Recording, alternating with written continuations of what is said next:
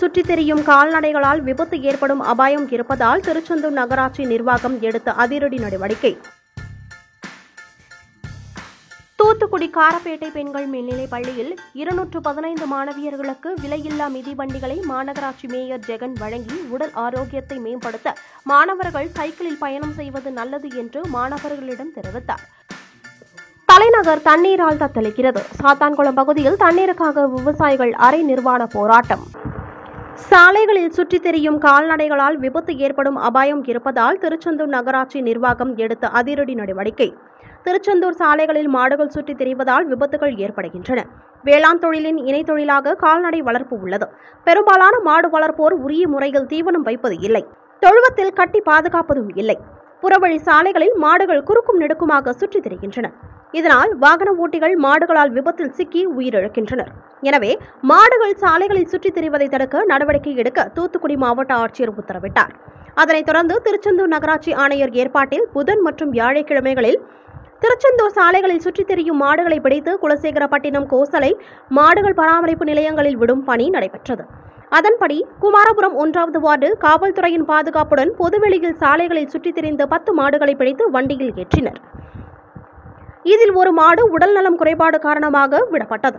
பின்பு அதற்கு உரிய மருத்துவம் அளிக்கப்பட்டு உரிமையாளரிடம் 5000 ரூபாய் அபராதம் விதித்து வசூலிக்கப்பட்டது. பின்னர் வண்டியில் ஏற்றப்பட்ட 10 மாடுகள் குலசேகரப்பட்டினம் கோசாலைக்கு கொண்டு செல்லப்பட்டன.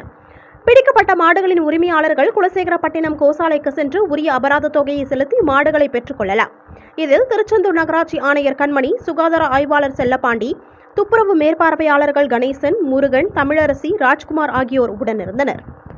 வணக்கம், என் பேர் ஆனந்த், திருச்செந்தூர்லேருந்து பேசுகிறேன். இப்படி பார்த்தீங்கன்னா இப்போது மாவட்ட ஆட்சித்தலைவர் ஒரு உத்தரவு போட்டிருக்காங்க. இப்படி கால்நடைகள்லாம் சாலையில் தெரியக்கூடாது, அதை அந்தந்த கால்நடைகளோட உரிமையாளர்கள் அதை வீட்டில் இது பண்ணி அடைச்சி வைக்கணும். தெருவில் தேவையில்லாமையும் சாலைகளில் தேவையில்லாமையும் அலையக்கூடாதுன்னு சொல்லியிருக்காங்க. அது வரவேற்கத்தக்க ஒரு விஷயம். திருச்செந்தூர் நகராட்சியிலையும் அதுக்கான நடவடிக்கைகள் எடுக்கிறாங்க. அது பாராட்டுக்குரியது. அதே மாதிரி பார்த்திங்கன்னா திருச்செந்தூர் நம்மளுக்கு ஒரு சுற்றுலாத்தலம், கோவில் ஸ்தலம். இதில் நிறைய கால்நடைகள் இடையூறாக சுற்றுது.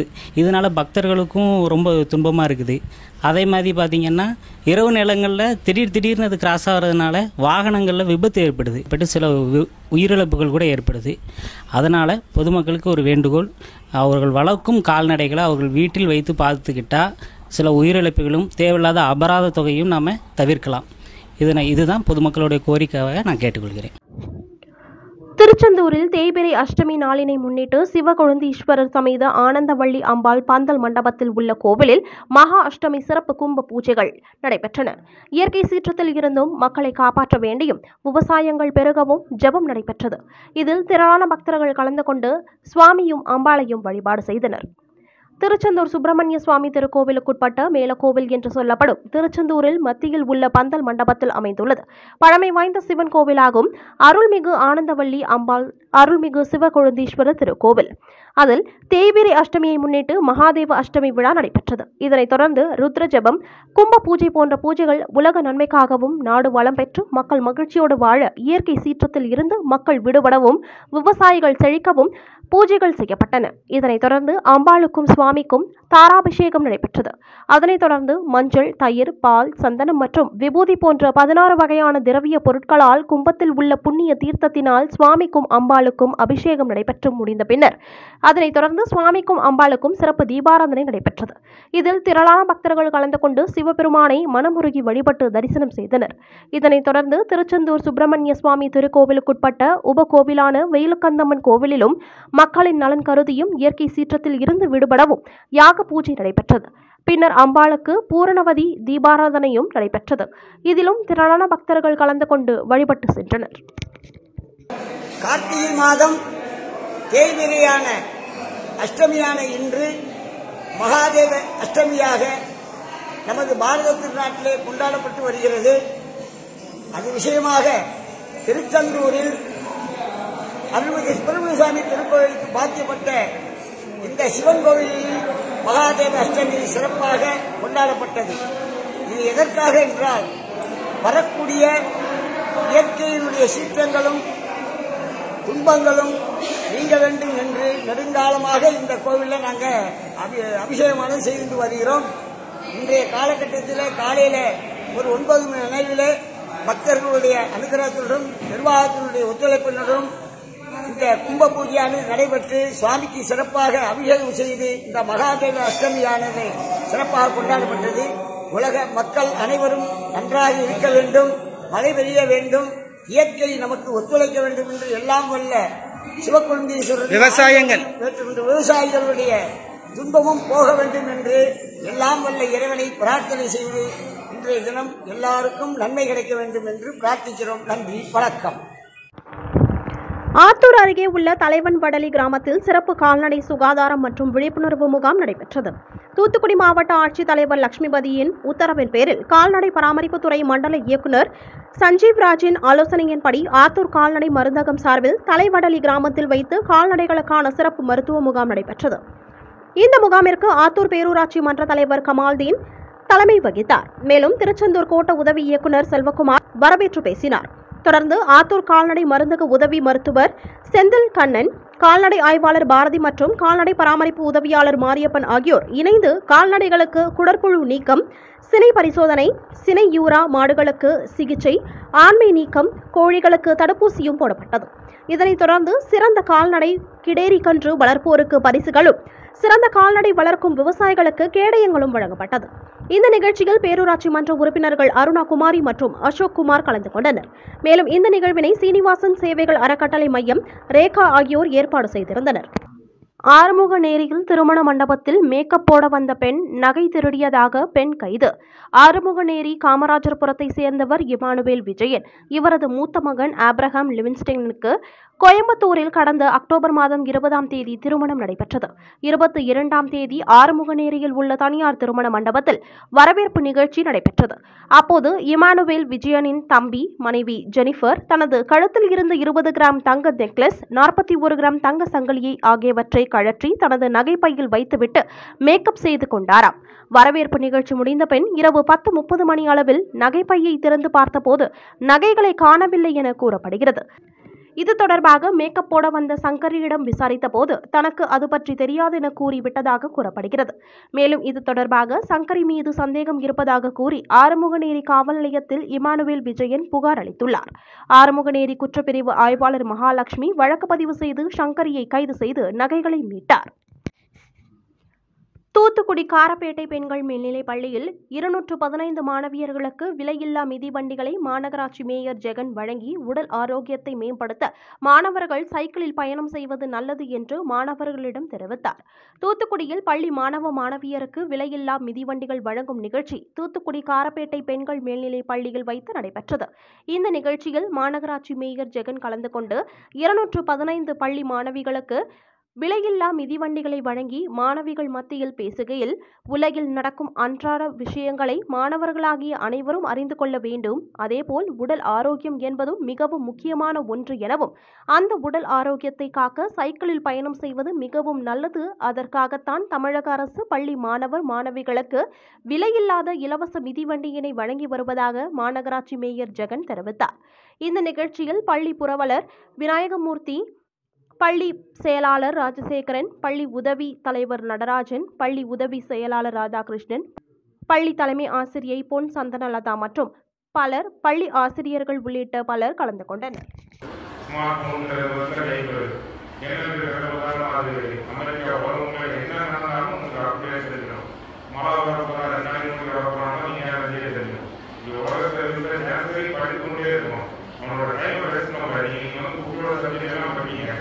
அதுக்கப்புறம் நீங்க இருக்கிற புதுநலம் உதாரணம் டெய்லி தினசரி நாளிதழ் வாசிக்கலாம். நாளிதழ் வாசிக்கலாம். ஒரு உதாரணம் தமிழ்நாடு என்ன நடக்குது, இந்தியாவில் என்ன நடக்குது, குறிப்பாக தூத்துக்குடி மாவட்டத்தில் என்ன நடக்குது, தூத்துக்குடி மாவட்டத்தில் என்ன நடக்குதுன்ற அப்படியே தெரிஞ்சுக்கலாம். இதை தெரிஞ்சாலே நம்ம நிறைய ஜனநாயக பிரச்சனைகள், நிறைய போட்டி தேர்வு, தகுதி தேர்வு, எல்லாத்துக்குமே தகுதி தேர்வு வந்து அனைத்துமே நம்ம சைன் பண்ணணும். ஏன்னு சொன்னா இந்த போட்டியில் வளர்ச்சியா நம்ம உடம்பு நம்மளோட இறைவன் கொடுத்த உடம்பு ஆயுசு இருக்கிற வரைக்கும் நீங்க படித்து கொண்டே இருக்கிறாங்கன்னா சமாளிக்க முடியும். சொல்றது எல்லாமே அதுக்கு முக்கியமான காரணம் என்னன்னா உடல் ஆரோக்கியம். தலைநகர் தண்ணீரால் தத்தளிக்கிறது. சாத்தான்குளம் பகுதியில் தண்ணீருக்காக விவசாயிகள் அரை நிர்வாண போராட்டம். தூத்துக்குடி மாவட்டம் சாத்தான்குளம் அருகே நங்கைமொழி பகுதியில் உடன்குடி மற்றும் புத்தந்தருவை பகுதிக்கு தண்ணீர் திறந்துவிடும் அணைக்கட்டு பகுதியில் இருந்து உடன்குடி, சாத்தான்குளம், புத்தந்தருவை, சடையநேரி ஆகிய பகுதிகளுக்கு தண்ணீர் திறந்துவிடப்படுகிறது. இந்த நிலையில் அந்த பகுதியில் உள்ள தண்ணீர் திறக்கும் இடத்தில் உடன்குடி பகுதிக்கு செல்லும் வாய்க்காலானது சற்று தாழ்வாக உள்ளது. இந்நிலையில் சாத்தான்குளம் பகுதிக்கு செல்லும் வாய்க்காலானது மேடு பகுதியாக உள்ளது. இந்த நிலையில் நேற்று மருதூர் அணைக்கட்டு பகுதியில் இருந்து தண்ணீர் திறக்கப்பட்டுள்ள நிலையில் அந்த தண்ணீரானது நேற்று முதல் இந்த கால்வாய் வழியாக சாத்தான்குளம் மற்றும் உடன்குடி பகுதிக்கு பாசனத்திற்காக திறக்கப்பட்டுள்ளது. இதனிடையே உடன்குடி பகுதிக்கு செல்லும் வாய்க்கால் சற்று தாழ்வாக இருந்ததன் காரணமாக மருதூர் அணைக்கட்டில் இருந்து வரும் அனைத்து நீரும் உடன்குடி செல்லும் வாய்க்காலில் பாய்ந்து வேகமாக ஓடுகிறது. ஆனால் சாத்தான்குளம் பகுதிக்கு வரவேண்டிய வாய்க்காலானது சற்று மேடு பகுதியாக இருந்ததன் காரணமாக ஒரு சொட்டு தண்ணீர் கூட அப்பகுதி மக்களின் பாசன தேவைக்காக வரவில்லை. மேலும் இதுகுறித்து நடவடிக்கை எடுக்க வலியுறுத்தி சாத்தான்குளம் பகுதியை சேர்ந்த விவசாயிகள் அரை நிர்வாண போராட்டத்தில் அந்த அணைக்கட்டு பகுதியில் ஈடுபட்டனர். இதனால் அந்த பகுதியில் பரபரப்பு ஏற்பட்டுள்ளது. பின்னர் அந்த பகுதிக்கு வந்த பொதுப்பணித்துறை அதிகாரிகள் இரண்டு பக்கமும் சரியாக தண்ணீர் செல்லும்படி அங்குள்ள ஷட்டரை சரி செய்தனர். இந்த போராட்டத்தால் அந்த பகுதியில் சாத்தான்குளம் பகுதி விவசாயிகள் திரண்டதால் பரபரப்பு ஏற்பட்டது. சாத்தான்குளம் ஒன்றியம் வைரவந்தருவை, புத்தந்தருவை பகுதியை சேர்ந்த விவசாயிகள் மற்றும் பொதுமக்கள், எங்களுக்கு அங்கு உள்ள மெயின் நீர் வாழ்வாதாரமே வைரவந்தருவை, புத்தந்தருவை. அந்த தருவை ஒரு இருப்பு குளம் தான். என்ன காரணத்துக்கு காட்டினா பெரியதலை கடல் நீர் உட்புகாமல் இருக்கிற காட்டியும் எங்களுடைய நிலத்தடி நீரும் மேன்மைப்படுறது காட்டியும் உள்ள வைரவந்தருவை, புத்தந்தருவை. ஆனால் போன வருஷமே சரியான மழை இல்லை. இருந்தாலுமே இந்த பகுதியில் மருதூர் மேலக்காலிலிருந்து சடைநேரிக்கு ஒரு 10-40 நாள் போச்சு. அப்போது நாங்கள் எந்த கேள்வியுமே கேட்கல, அவங்களுக்கு பேட்டு போட்டுன்னு விட்டுட்டோம். இந்த தடவை நாங்கள் முதவே கோரிக்கை வச்சோம். முந்தானத்தை ஆர்டிஓட்டோட ஒரு கோரிக்கை வச்சோம். என்ன அப்படின்னா, தண்ணி வந்துச்சுன்னா எங்களுக்கு ஆளுக்கு பாதி பாதி. இப்போ மருதூர் மேலக்காலில் இருந்து மலைகள் பெய்து மழை தண்ணியே அதிகமாக வந்துட்டுருக்கு. இப்போ இந்த சடைநேரி இந்த நங்கமலி சட்டரில் என்ன ஆகுதுன்னா, ஒரு 100 கனடி தண்ணி போகுதுன்னா 90% தண்ணி அங்கே போகுது. அதில் எங்களுடைய கோரிக்கை என்னென்னா, 2 பேருக்குமே வாழ்வாதார வறட்சி பகுதி தான். உடன்குடியும் வறட்சி பகுதி தான், சாத்தான்குளமும் வறட்சி பகுதி தான். எங்கள் 2 பேருக்குமே ஈக்குவலாக பாதி 100 கனடினா 50 கனடி விடுங்க, நம்ம 2 பேருக்குமே பாதிப்பு இருக்காதுங்கிறத எங்கள் கோரிக்கை. அரசுகிட்டையுமே நாங்கள் என்ன சொல்கிறோம், இவ்வளோ நாங்கள் தண்ணியில் போராடுறோமே, அவங்களுக்கு அரசுக்கு நான் சொல்கிறேன், ஒரு அருமையான திருக்குறள், கொடையலி செங்கோல் குடியோம்பல் 4 உடையானாம் வேந்தர்கோழி.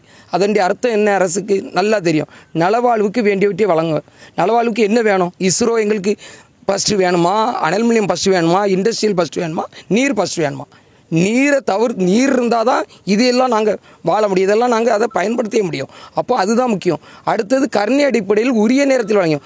கருணை அடிப்படைன்னா என்னது? தண்ணி இல்லாத நேரத்தில் எமர்ஜென்சியில் இது ஒரு இடைத்தேர்தலில் 60 அடி பாவனத்தில் 60 அடி தண்ணி இருக்கும்போதே தண்ணி விட்டாங்க. நல்ல ஞாபகம் இந்த பகுதி மக்களுக்கு இடைத்தேர்தலோட விட்டாங்க. அதே மாதிரி எங்களை ஒரு கணக்கில் எடுத்து எமர்ஜென்சியாக இன்னும் ஒரு மாதம் தண்ணி விட்டு எங்கள் வைரவந்தருவை, புத்தந்தருவை நிறைச்சாதான் அந்த இருப்பு குளங்கிறதுக்கு அர்த்தமே. கடல் நீர் உட்புகாமல் இருக்கிறதுக்கும் நிலத்தடி இருக்கிறதுக்கும் இந்த அரசு செய்யணும். இன்றைக்கி நாங்கள் போராட்டம் பண்ணுறது நான் பார்க்கும்போது எனக்கு மனம் வலிச்சிச்சு. ஏன்னா இந்த கால்வாய் அவ்வளோத்தையும் நாங்கள் க்ளீன் பண்ணியிருக்கோம். அந்த பகுதி விவசாயிகள் எங்களுக்கு ஒரு சொட்டு தண்ணி வரல. இதில் தண்ணி வந்தால் 50%, 500 கனடி வந்தால் 250, 400 வந்தால் 200. 2 பேரும் அரசோட மக்கள் தான். 2 பேரும் ஈக்குவலாக 2 கண்கள் தான். அவங்களுக்கு 2 கண்ணில் ஒரு கண்ணை பாதிக்கக்கூடாது. அதனால் 50 அங்கே 100 அடி வந்தாலும் 50 அங்கேயும் 50 அங்கேயும் அப்படி எங்களுக்கு பகிர்ந்து தந்து நாங்கள் அரசுகிட்ட வேறு எந்த போராட்டத்துக்கும் வரல. அகிம்சை வழியில் தான் போராடுறோம். அதை கட்டாயம் இந்த அரசு செய்யோண்டு நாங்கள் நம்புகிறோம். 1 மாதம் எங்களுக்கு தண்ணி விட்டாதான் அடுத்த தடவை நாங்கள் அங்கே உயிர் வாழவே முடியும். தூத்துக்குடியில் மகாதேவ அஷ்டமி தினத்தை முன்னிட்டு பிரத்யங்கரா தேவி ஆலயத்தில் அமைந்துள்ள கால பைரவருக்கு சிறப்பு பூஜை யாகம் நடைபெற்றது. புயல் மற்றும் மழை பாதிப்பால் பாதிக்கப்பட்டுள்ள சென்னை நகர மக்கள் பாதிப்பில் இருந்து மீண்டு வரவும் உலக நன்மை வேண்டியும் சிறப்பு பிரார்த்தனைகள் நடைபெற்றது. இதில் ஏராளமானோர் பங்கேற்பு. கால பைரவருக்கு உகந்த நாளான மகாதேவ அஷ்டமி தினத்தை முன்னிட்டு தூத்துக்குடி கோரம்பள்ளம் அருகே உள்ள பிரத்யங்கரா தேவி ஆலயத்தில் பிரத்யங்கரா தேவி மற்றும் கால பைரவருக்கு சிறப்பு யாகம் மற்றும் 10 லட்சம் லட்சார்ச்சனை பூஜைகள் நடைபெற்றது. மேலும் மிக்ஜாம் புயல் மற்றும் மழை பாதிப்பால் பாதிக்கப்பட்டுள்ள சென்னை மற்றும் வட மாவட்டங்களைச் சேர்ந்த பொதுமக்கள் மீண்டு வரவும் உலக நன்மை வேண்டியும் சிறப்பு பிரார்த்தனைகளும் நடைபெற்றது. சீனிவாச சித்தர் தலைமையில் நடைபெற்ற இந்த சிறப்பு பிரார்த்தனைகள் தூத்துக்குடி மட்டுமல்லாது தமிழகத்தின் பல்வேறு பகுதிகளில் இருந்து வந்த பக்தர்கள் கலந்து கொண்டு சிறப்பு பிரார்த்தனை செய்ததுடன் தடியங்காவல் விளக்கேற்றி வழிபாடு செய்தனர். மகாதேவ அஷ்டமி மகாகால பைரவருக்கு இன்றைக்கு ஜென்மாஷ்டமி பூஜை நடைபெற்றுக் கொண்டிருக்கிறது. இன்று 10 லட்சம் லட்சார்ச்சனை பூஜை நடைபெற்று பைரவருக்கு 64 வகையான அபிஷேகங்கள் மகாஹோமங்கள் எல்லாம் எல்லாம் நடைபெற்று இன்று பைரவருடைய பிறந்த நாளை முன்னிட்டு இந்த மகா யாகத்திலே உலகங்களெல்லாம் செலுத்தி நன்மை பெருகிடமும் நம்முடைய தமிழ்நாட்டிலே சென்னை மாநகரத்திலே ஏற்பட்டிருக்கக்கூடிய புயல் வெள்ளம் மக்களை எவ்விதத்திலும் பாதிக்காத வண்ணமும் அவர்களெல்லாம் அந்த துயரத்திலிருந்து மீண்டும் இயல்பு நிலைக்கு திரும்பி நல்வாழ்வு வாழ்ந்திடமும் மகா பைரவருக்கு இந்த யாகம் நடந்து கொண்டிருக்கிறது. இந்த பாகத்தினுடைய பலனாக அனைத்து மக்களும் சீரோடு சிறப்போடு பேரோடு பெருளோடு பெருவாழ்வு வாழ்வார்கள். நம்முடைய சம்ஹார பைரவருடைய அருள் உலகத்தில் உள்ள அனைத்து அன்பர்களுக்கும் கிடைத்து அவர்கள் பரிபூர்ண வாழ்ந்திட இந்த ஹோமம் நடைபெறுகிறது. அனைவரும் நீடோடி வாழ்ந்து சகல சௌபாக்கியம் பெற்றுடுவார்கள் என்பது உண்மை. மகாபைரவர்களே போற்றுகிறேன். தூத்துக்குடி மாவட்ட காவல்துறை சார்பாக சமூக ஒருங்கிணைப்பு கூட்டம் காவல்துறை கண்காணிப்பாளர் பாலாஜி சரவணன் தலைமையில் நடைபெற்றது. செய்துங்கநல்லூர் காவல் நிலையத்தில் வைத்து மாவட்ட காவல்துறை சார்பாக சமூக ஒருங்கிணைப்பு கூட்டம் ஸ்ரீவைகுண்டம் உட்கோட்ட காவல்துறை கண்காணிப்பாளர் மாயவன் முன்னிலையில் மாவட்ட காவல் கண்காணிப்பாளர் பாலாஜி சரவணன் தலைமையில் நடைபெற்றது. அப்போது மாவட்ட காவல் கண்காணிப்பாளர் பேசுகையில், கிராமங்களில் எந்தவித சண்டை சச்சரவு இல்லாமல் சமூகம் அமைதியான முறையில் இருப்பதற்கும் யாரும் குற்ற செயல்களில் ஈடுபட்டு தங்களது எதிர்காலத்தை தொலைத்து விடாமல் தூத்துக்குடி மாவட்டத்தை குற்றமில்லா மாவட்டமாக மாற்றுவது இந்த விழிப்புணர்வு நிகழ்ச்சியின் முக்கிய நோக்கமாகும் என்று கூறினார். மேலும் தூத்துக்குடி மாவட்டத்தில் அனைத்து சமுதாய மக்களும் காவல்துறையினருக்கு ஒத்துழைப்பு கொடுத்து மாவட்டம் முழுவதும் ஜாதி அடையாளங்களை நீக்கி தமிழ்நாட்டில் ஜாதி அடையாளங்கள் இல்லாத முதன்மை மாவட்டமாக மாற்றியதற்கு முதலில் உங்கள் அனைவருக்கும் தனது நன்றியை தெரிவித்துக் கொள்வதாக கூறினார். மேலும் எந்த சமூகத்தை சேர்ந்தவர் தவறு செய்தாலும் அவர் மீது காவல்துறை சட்டப்படி நடவடிக்கை எடுக்கும் என்றும், ஊர் முக்கியஸ்தர்களாகிய நீங்கள் இதை புரிந்து கொண்டு குற்றம் செய்தவருக்கு ஒத்துழைப்பு கொடுக்காமல் அது தவறு என்று சுட்டிக்காட்டி அவரை நல்வழிப்படுத்த வேண்டும் எனவும், அதன் மூலம் உங்கள் கிராம பகுதியில் எந்தவித குற்றமும் நடைபெறாது என்றும் தெரிவித்தார். மேலும் பேசிய அவர், தம்முடைய சந்ததிகளுக்கு நிம்மதியான மகிழ்ச்சியான சமுதாயத்தை உருவாக்கி கொடுப்பது நமது பொறுப்பாகும் என்று தனது உரையை நிறைவு செய்தார். இந்த விழிப்புணர்வு கூட்டத்தில் செய்துங்கநல்லூர் காவல் நிலைய ஆய்வாளர் பத்மநாப பிள்ளை, உதவி ஆய்வாளர்கள் உட்பட காவல்துறையினர் மற்றும் செய்துங்கநல்லூர் காவல் நிலைய எல்லைக்குட்பட்ட 7 தாய் கிராமத்தை சேர்ந்த முக்கியஸ்தர்கள் பலர் கலந்து கொண்டனர்.